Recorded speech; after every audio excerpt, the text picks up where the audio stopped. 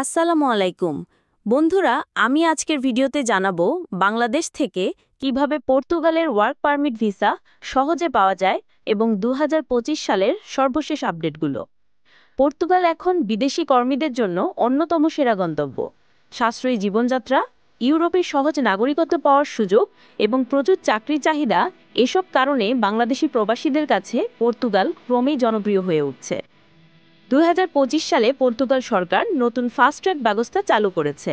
এখন বৈধ কাজের প্রস্তাব অর্থাৎ জব অফার নিয়ে আবেদন করলে মাত্র ২০ দিনের মধ্যেই ভিসার সিদ্ধান্ত পাওয়া সম্ভব।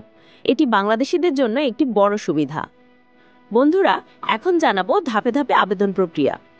কাজের প্রস্তাব অর্থাৎ জব অফার।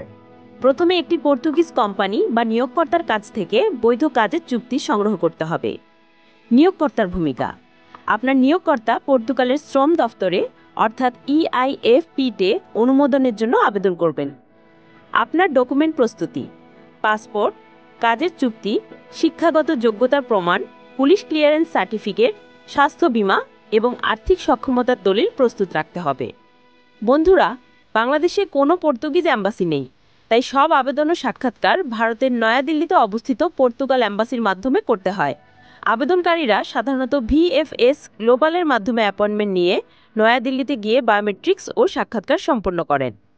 ভিসা অনুমোদন ও যাত্রা: সবকিছু ঠিক থাকলে ২০ দিনের মধ্যেই ভিসা অনুমোদন মিলে যায়।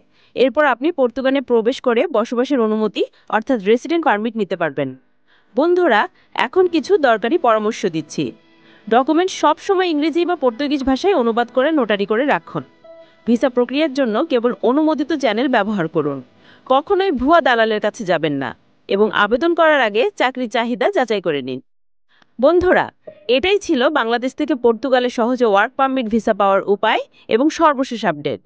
যদি ভিডিওটি উপকারী মনে হয় তাহলে লাইক, শেয়ার এবং সাবস্ক্রাইব করুন।